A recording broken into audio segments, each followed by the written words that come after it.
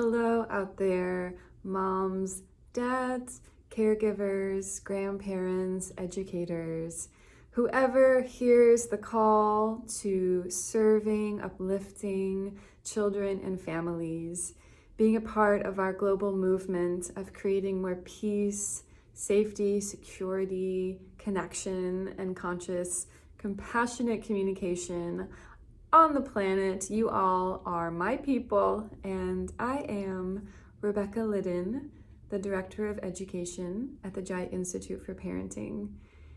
And many of my students and my personal parent coaching clients come to me wanting to learn how to become their child's emotion coach. They're wanting to create a more secure relationship with emotions. So when their child inevitably has really big emotions, they don't feel so uncomfortable. They don't feel so anxious. They don't feel this urge to fix or squash or make it go away like they experienced in their own childhoods. And remember how yucky that felt for them. So in this process of unlearning how we've been trained and conditioned for many generations to respond to our children's emotions, it can be an uncomfortable process.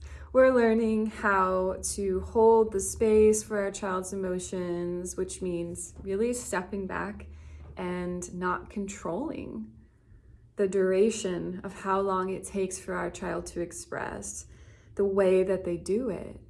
That does not mean saying that if my child is hitting me or hitting their brother or damaging our property, then I'm just gonna let them do that.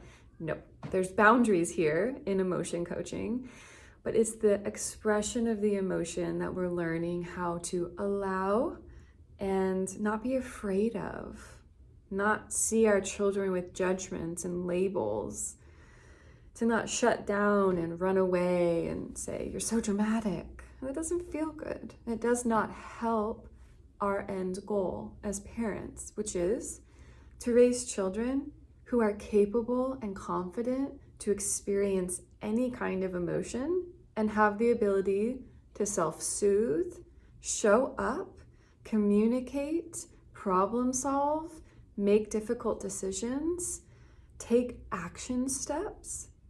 And we know through the help of the most beautiful, wonderful brain scientists out there, human development, child development researchers, that it is through empathy, connection, and allowing with non-judgment our children's emotions that they will grow up into self-sufficient, emotionally mature adults. That's what we want for this planet. Yeah?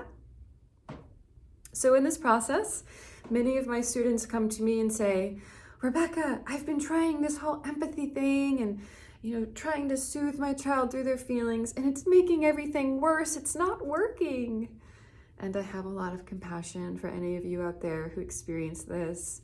I'm trying to say the right thing. I'm trying to be empathetic, but it's only making the tantrum bigger. It's only making the explosion happen more often. And I love getting curious about this place. Typically, what's missing here is what we prioritize in our methodology here at Jai, which is anchoring and co-anchoring. So we learn how to do this by understanding our nervous system, our brain, our own emotions, and how we can regulate ourselves, how we can create connection and safety in ourselves, how we can plant and ground ourselves to be that unshakable, safe harbor for our children. That's an inside job. Before we're going into, oh honey, I know this is so hard and I see you're feeling really angry. When we're ungrounded, our energy is frazzled. We don't believe the things that we're saying. We're saying it's okay to feel angry when deep down in our body, our nonverbal communication, we are showing our children, you need to stop. This is not okay. I'm afraid of you. I'm afraid of anger. I don't think I can do this. we're showing a lack of safety and security. That's what's going to be felt by our children, not our pretty words. So we learn together how to drop our anchor. This is not a quick fix. What's beautiful about the peaceful parenting, empowered parenting, positive discipline world is we're becoming more informed. Our methodology is evolving, and it's so exciting for families. We're learning how to support the parent. It's so exciting. And then, after we learn how to anchor ourselves,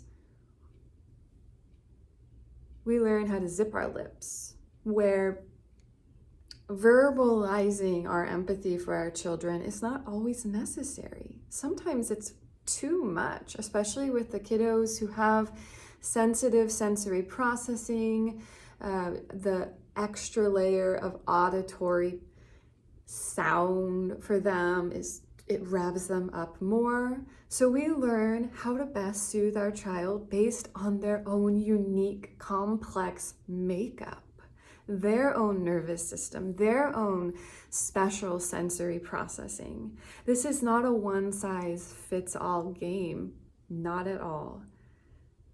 We learn how to become our own anchor, and we learn how to be the unique harbor for our children that they need. A practical tip that you can take away from this video is notice how much you are talking when you're trying to soothe your child through their feelings. See if you can eliminate your words. Just give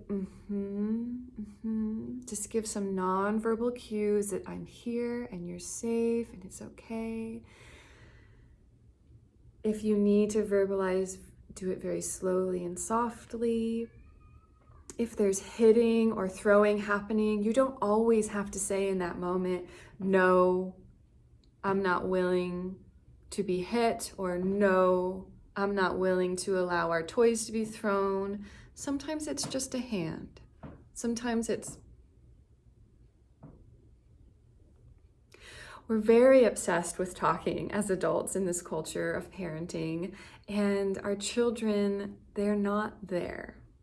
Especially when we're saying, use your words, just try to tell me. They can't. So our first job as parents is to anchor, open up and understand our children's unique sensory needs. After that comes words. After that comes reasoning and justification and problem solving and collaboration. After that comes the next step moving forward. So take away, get low, get slow, zip your lips unless it's absolutely necessary for you to verbally communicate, and pay attention to the way that your child is soothed through their senses. All right, my dears, thank you for doing the good work of conscious, empowered, peaceful parenting, positive discipline. I see you, I appreciate you. Your work impacts everyone on this planet.